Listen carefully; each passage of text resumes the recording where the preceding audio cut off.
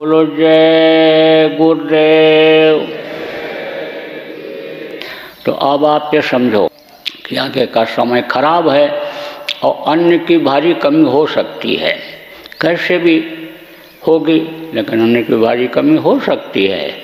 ऐसे समय में आप मुकाबला करने के लिए समय का आप ये समझो कि हफ्ते में चाहे एक ही दिन सही, वैसे 2 दिन इतवार गुरुवार को करो तो बहुत अच्छा है।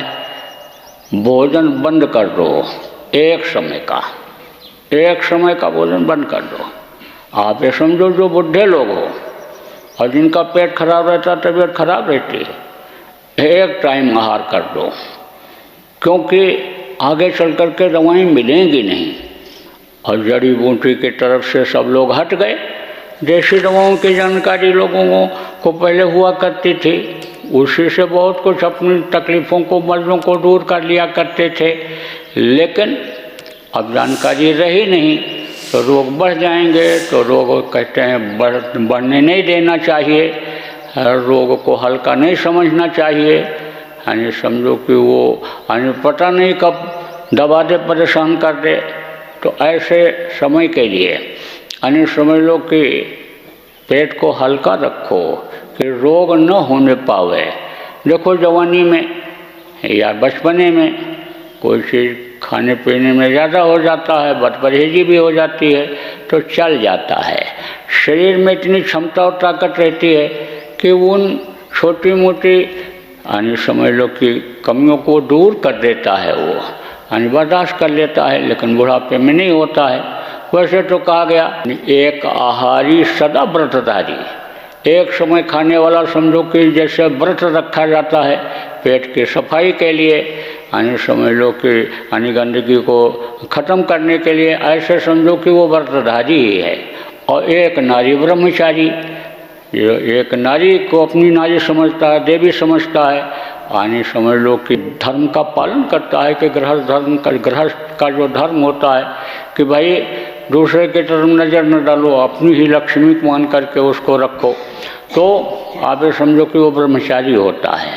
तो समझ लो कि भोजन आप जो बचे आप उसको समझो कि जो असहाय हैं उनको खिला दो। वैसे तो आज जितने भी प्रेमी हो, सत्संगी हो, आपसे ये कहा जा रहा है, अपील की जा रही है कि आप जहाँ कहीं भी अपने अपने गांव में हो, अगल बगल में मोहल्ले में देख लो, अगर बगल के घरों में देख लो कि कोई भूखा तो नहीं सो रहा है। और अच्छा तो ये होगा कि पहले की आदत आप लोग डाल लो। पहले क्या करते थे लोग, शाम को जब भोजन बन जाता था तो दरवाजे पर लोग बैठते थे। आप ये समझो अभी तो कितनी भी गर्मी हो, पसीना छूट रहा हो, लेकिन टीवी घर में जो रखा हुआ है उसको नहीं छोड़ पा रहे हैं लोग। वाले 25 आदमी घर के बैठ जाएं, दम घुटने लग जाए, लेकिन उसको नहीं छोड़ रहे। लेकिन शाम के समय बाहर किसी के यहाँ जितनी भी जगह होती थी लोग बैठ जाते थे। अब आप ये समझो जब भोजन तैयार हो जाता, खबर जब आती अंदर कमरे से, मकान से आवाज़ लगती कि भोजन तैयार है, तो पड़ोसियों से पूछते थे, कहते थे भाई चलो भोजन कर दो। नहीं कहता था मेरे यहाँ भी बना, अभी करेंगे। अरे भाई भोजन किया कि नहीं किया? कहते थे अभी करेंगे। अरे करेंगे क्या, चलो आज हमारे यहाँ खा लो। एक दूसरे के यहाँ खाते थे, ऐसे जाते थे, ऐसे बुला करके खिलाते थे। आप ये समझो कि वही आदत आप डालो, बहुत अच्छा रहेगा। पूछे ही लिया करो, भाई खाए कि नहीं खाए, नहीं खाए तो खिला दो। कुछ लोग तो समझ लो मांगते ही नहीं हैं, कहते नहीं, भूखे रह जाने वाली आदत होती है। तो आप उनके लिए फरिश्ता बन जाओगे। आप ये समझो जैसे कहा गया कि वो बैठे भोजन दे मुरारी, वो दे देता है जिसको उसके ऊपर, मालिक के ऊपर विश्वास होता है। किसी न किसी को प्रेरणा दे देता है, वो पहुंचा देता है। तो आप उसके लिए तो फरिश्ता बन जाओगे।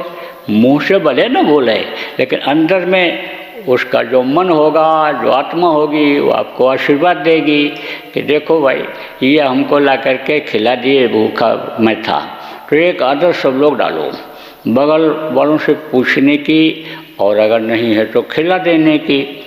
और बच्चियों के लिए, देवियों के लिए, माताओं के लिए मैं ये कहूँगा कि सब लोग अपने अपने घरों में एक बर्तन में जब भी सुबह शाम दोपहर में जब भी भोजन बनाओ तो उसमें से जो भी बनाओ, आटा है, दाल है, चावल है, जो भी बनाओ, एक चुटकी उस बर्तन में रख दिया करो निकाल करके दोनों समय। वो जो आपका होगा वो समझ लो कि मुसीबत में लोगों के काम आएगा। आप ये समझो कि वो आपके भी काम आ जाएगा ज़रूरत पड़ने पर। तो इसकी आदत डालो, जिसको चुटकी कहते हैं। चुटकी निकालने का काम करो आप लोग, चुटकी डालो। आप लोग एक एक गोलक रख लो कि जिसमें कुछ न कुछ रोज़ डाल दिया करो। आप ये समझो जो बच जाए अच्छे काम में लग जाएगा। भूखे को रोटी खिलाने, प्यासे को पानी पिलाने में लग जाएगा, अनिम गरीबों की मदद करने में लग जाएगा। आप ये समझो जो बच जाएगा, आप ये समझो मुसीबत में आपके भी काम आ जाएगा। तो आपके सामने ये जो समस्याएं आ जाती हैं, अन्य समझ लो कि उसमें आपको राहत मिल जाएगी। एक व्यापारी, अन्य समझो कि व्यापारी के यहाँ मैं सत्संग के लिए गया हुआ था, ठहरा हुआ था। तो मेरी ये आदत थी कि मैं जिसके पास बैठता था उससे कुछ न कुछ जानकारी लेता था। साधक के पास बैठता साधना की बात करता था, अधिकारी के पास बैठता तो नियम कानून के बारे में बात करता, व्यापारी के पास बैठता था तो व्यापार से संबंधित जानकारी लेता था। तो उनसे मैंने पूछा, उम्र में बड़े थे, बहुत पहले की बात है, गुरु महाराज ने भेजा था हमको सत्संग करने के लिए। सत्संग करके जब लौटा था तो बैठा हुआ था, तो मैंने उनसे पूछा कि आपने इस कारोबार को कैसे बढ़ाया। पूछा आप कहाँ के हो, तो बताया दूसरी जगह के हैं। तो यहाँ कैसे आए? बोले यहाँ तो हम ऐसे ही बह करके चले आए। एक तरह बह करके, अपनी भाषा में कहा बह करके, यानी ऐसे भटक करके चले आए और यहीं पर तब से रह गए। तो हमने कहा तो आपने बड़ा संघर्ष किया होगा अपने जीवन में। बोले संघर्ष ही तो किया, अब भी तो कर ही रहा हूँ वहाँ से। तो हमने कहा आप क्यों संघर्ष कर रहे हो? अरे बोले भाई गुरु महाराज के मिलने के बाद अब तो पता चला कि जितना बढ़ाओ उतना ही यानी परेशानी। तो बढ़ाता तो चला गया, और ये जो बच्चे हो गए यह भी इज्जत के लिए अपने बढ़ाते चले जा रहे हैं। तो हमने कहा 2-2, 3-3 फैक्ट्रियाँ आपकी हो गई, तो ये कैसे हुआ, किस तरह से आपने बढ़ाया? तो बोले मैंने एक सिद्धांत बना लिया कि जो भी मुनाफा हो, कितना भी जरूरी काम क्यों न हो, लेकिन आधा ही खर्च करो और आधा बचाओ। तो आधा मुनाफे की जो पूंजी बचती गई उसी से मैंने इसको बढ़ाना शुरू किया और बढ़ता ही चला गया। तो ऐसे आदमी एक नियम बना लेता है, सिद्धांत बना लेता है, तो उसका चलता रहता है। अब ये बात ज़रूर है कि जो बात बताई जाए उसको अगर लोग पकड़ लें और अमल करें और देखें कि इससे फ़ायदा होता है कि नहीं होता है, क्या होता है, तब तो पता चलेगा।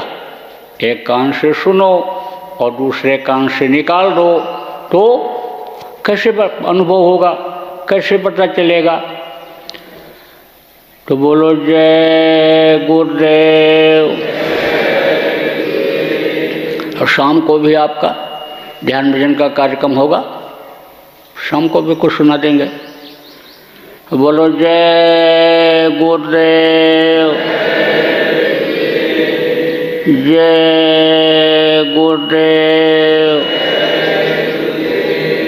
जय गुरुदेव, जय गुरुदेव, जय गुरुदेव, जय जय गुरुदेव।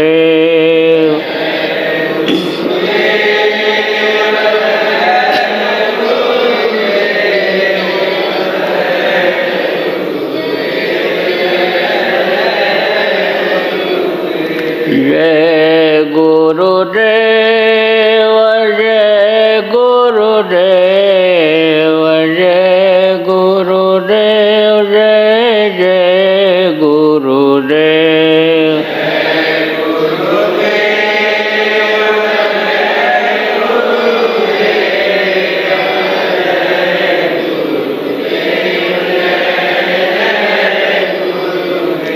जय गुरुदेव जय गुरुदेव जय गुरुदेव जय जय गुरुदेव।